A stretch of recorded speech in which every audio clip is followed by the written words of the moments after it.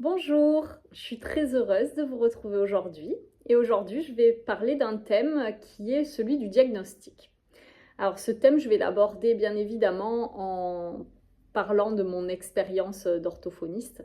donc ce métier que j'ai pratiqué pendant de longues années. Mais il va y avoir aussi tout cet aspect de mon expérience personnelle,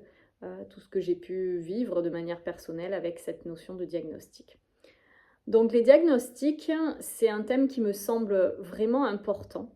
parce que je trouve que de nos jours, on a ce besoin d'étiqueter et de mettre des mots sur chaque chose. Et donc, il y a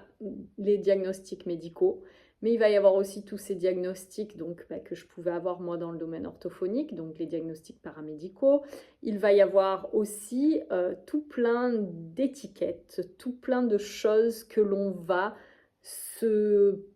recevoir ou se poser nous-mêmes lorsque l'on va notamment évoluer dans le chemin du développement personnel, par exemple. Il y a énormément d'étiquettes que l'on va pouvoir aussi, à des moments donnés, venir s'attribuer en fonction de ce que l'on va découvrir en se disant « Ah oui, moi je suis ça, moi je suis ça, moi je suis ça ». Et donc, tous ces diagnostics et toutes ces étiquettes, j'ai aujourd'hui un regard un peu global sur ça et un regard qui commence à voir les avantages et les inconvénients de ces diagnostics et de ces étiquettes.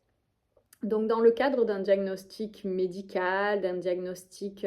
par exemple en orthophonie, notamment tout ce qui va être les troubles 10, les troubles de l'attention, etc. C'est vrai que je pense qu'il y a ce moment indispensable où lorsqu'un enfant ou lorsqu'une personne vit depuis des années une grande souffrance, qu'il a certaines manifestations de certains troubles en fait dans sa vie, notamment par exemple un enfant qui va avoir des troubles de la lecture, cet enfant, si ça fait depuis longtemps que voilà, c'est difficile pour lui d'entrer dans le langage écrit, qu'il y a une vraie souffrance, qu'il y a de la comparaison qui commence à se faire, qu'il va y avoir un mal-être qui commence à se mettre en place, qu'il va peut-être y avoir aussi des tensions dans la famille, des difficultés pour les devoirs, etc. C'est vrai que dans ces moments-là, c'est pour moi important de pouvoir recevoir cette souffrance, recevoir ces difficultés et pouvoir, à un moment donné, si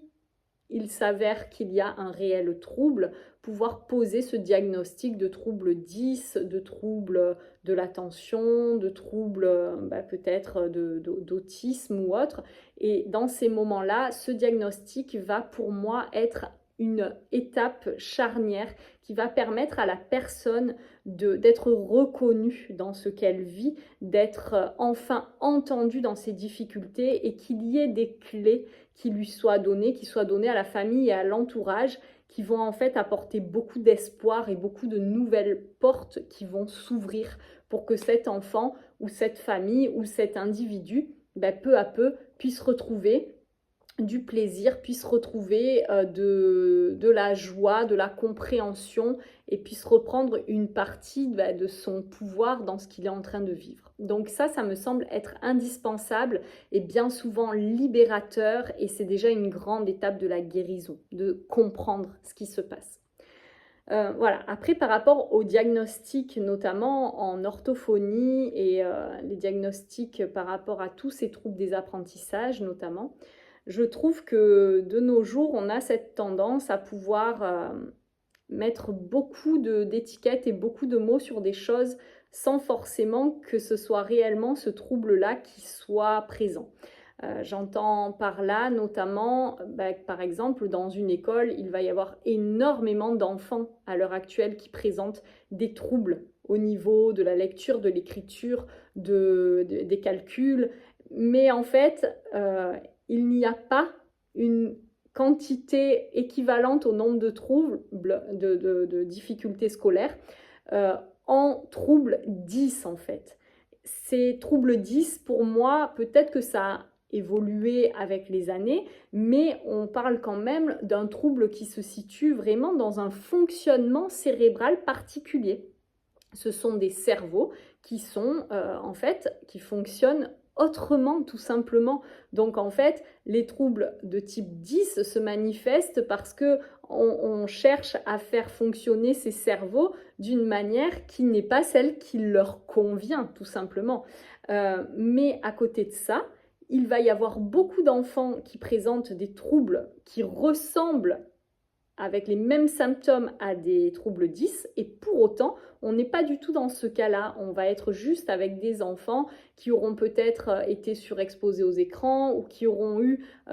des méthodes d'apprentissage qui ne leur ont pas convenu, qui n'ont pas suscité chez eux l'envie et le plaisir et qui auront fait qu'à un moment donné, il va y avoir ces symptômes et ces troubles qui apparaissent. Donc ça, je trouve ça très important de le verbaliser parce que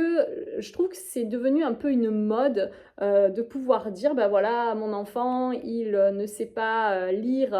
en CP, ben donc du coup, il est dyslexique. Tiens, je connais un tel, ben voilà, il a tout le temps du mal à se concentrer, oh, il a un trouble de l'attention. Et donc oui, en surface, dans ce que l'on voit, ça se manifeste de cette manière, mais en fait, c'est vraiment très important derrière de laisser faire des professionnels qui vont avoir plusieurs étapes d'observation pour pouvoir vraiment diagnostiquer ce qu'il en est. Et ça, c'est important. La deuxième chose que j'aimerais dire, c'est que ce diagnostic, dans un premier temps, va être important à poser pour bien des enfants ou pour bien des familles. Mais par contre, ça peut aussi, au moment donné où ce diagnostic est posé, faire que la personne va finir par basculer sans s'en rendre compte, et sans le savoir, parce qu'en plus cette personne, elle n'est même pas au courant certainement de ces mécanismes, mais dans ce que j'ai évoqué dans d'autres vidéos, à savoir le triangle de Karpman. Ça, c'est vraiment quelque chose que maintenant, avec le recul, je peux mettre en mots, que je n'avais pas forcément... je l'avais observé quand j'étais orthophoniste, mais je n'avais pas pris encore ce recul nécessaire pour pouvoir comprendre vraiment le mécanisme. Mais en tout cas, j'observais très souvent que une personne qui présente un trouble va à un moment pouvoir aussi des fois se conforter dans ce trouble en disant oui non mais ça moi je sais pas le faire parce que de toute façon je suis 10 ou moi je ne peux pas me concentrer parce que de toute façon j'ai un trouble de l'attention, etc. Donc oui, il y a une part de réalité là-dedans et c'est important de pouvoir être à l'écoute de comment la personne fonctionne, mais pour autant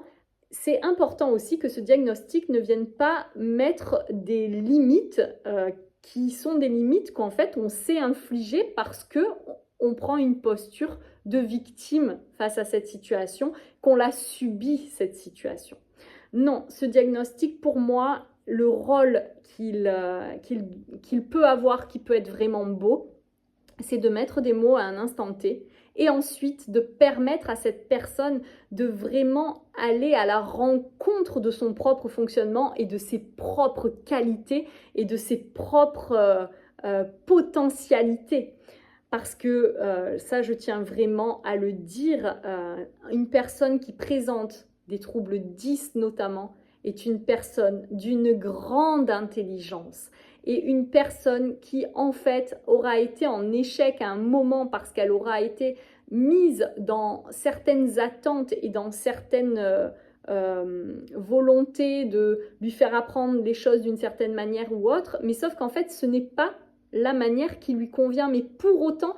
cette personne-là a une intelligence qui va être une intelligence émotionnelle, une intelligence artistique notamment, plein d'autres choses magnifiques qui sont des clés indispensables pour que cette personne puisse peu à peu prendre ce diagnostic pour en faire quelque chose de beau. Voilà, et donc quand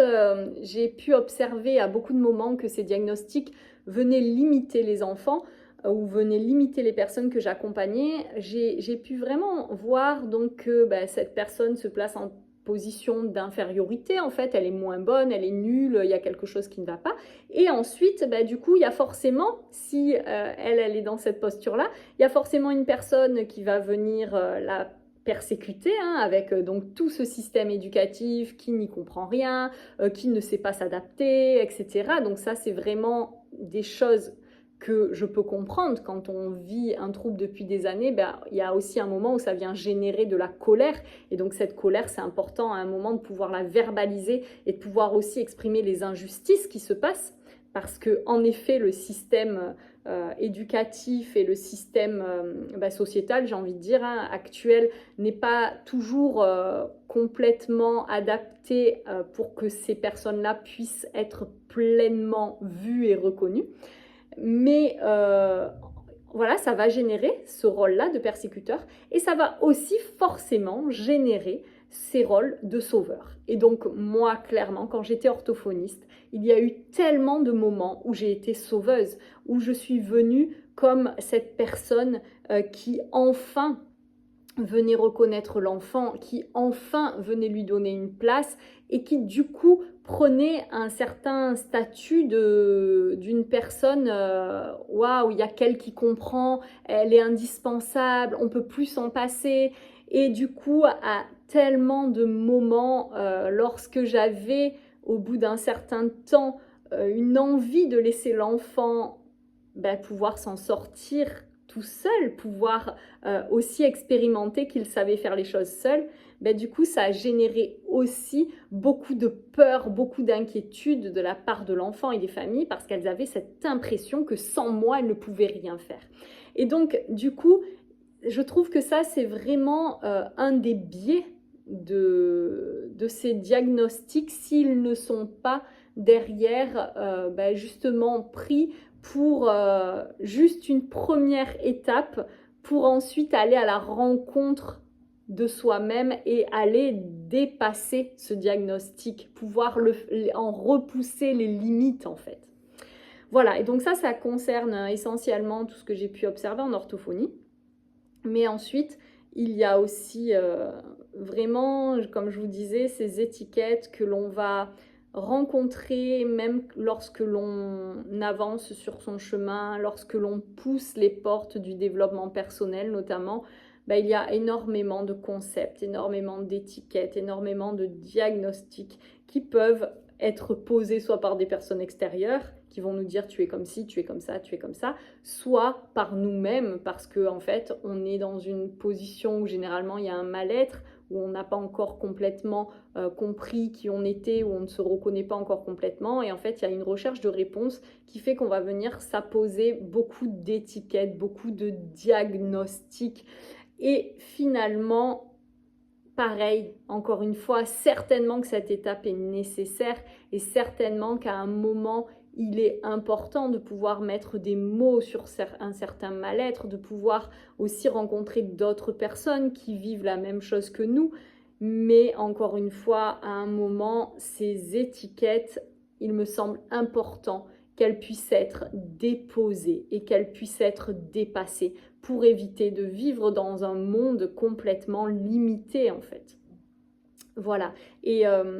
du coup, moi, il y a une image qui m'était venue il y a quelques années et que je trouvais vraiment intéressante pour illustrer tout ça. C'était vraiment cette notion que,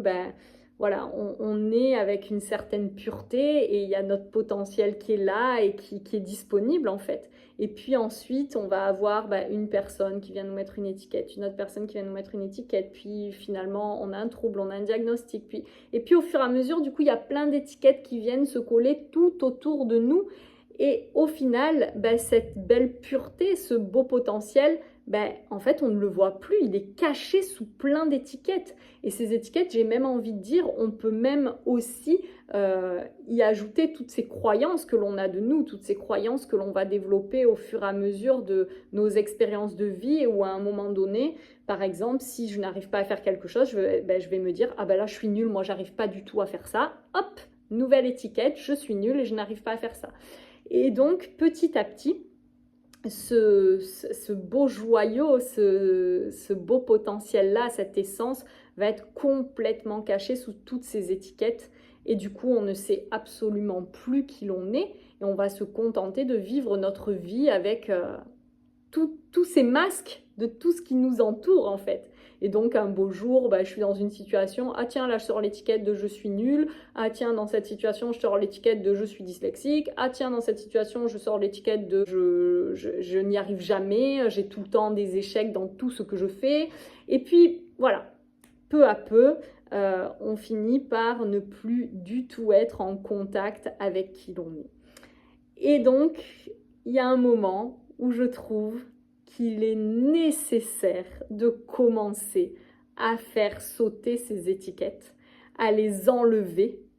une par une s'il le faut, et à faire en sorte peu à peu de pouvoir recommencer à se regarder dans ce que l'on est réellement et non plus dans ce que l'on croit être ou dans ces diagnostics et ces étiquettes que l'on a pu se poser. Donc aujourd'hui, je souhaitais vous partager ça parce que c'est pour moi quelque chose vraiment à double tranchant, ces diagnostics. Mais en fait, un peu comme tout, j'ai envie de dire, pour moi, il y a une justesse dans l'utilisation des choses que l'on a. On peut utiliser les choses de manière démesurée, les utiliser partout, et puis sans vraiment de sens en fait, juste par habitude, ou à un moment donné, on peut décider d'utiliser les choses en y mettant ce sens et donc ce côté sacré, j'ai envie de dire. Et donc, voilà, quand on va poser des mots, quand on va poser un diagnostic, on fait en sorte, en effet, que ces mots et ce diagnostic soient posés avec justesse et avec des mots. J'ai envie de parler de cette parole impeccable des accords Toltec. Et donc, du coup, on pose des mots impeccables pour que la personne derrière puisse recevoir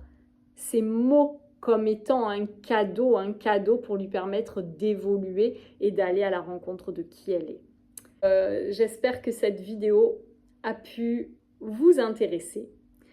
Et en attendant, je vous souhaite à tous et à toutes une très belle journée. Comme d'habitude, je vous laisse sous cette vidéo les coordonnées de mon site internet. Si vous souhaitez me contacter, ce sera avec grand plaisir. Belle journée à tous!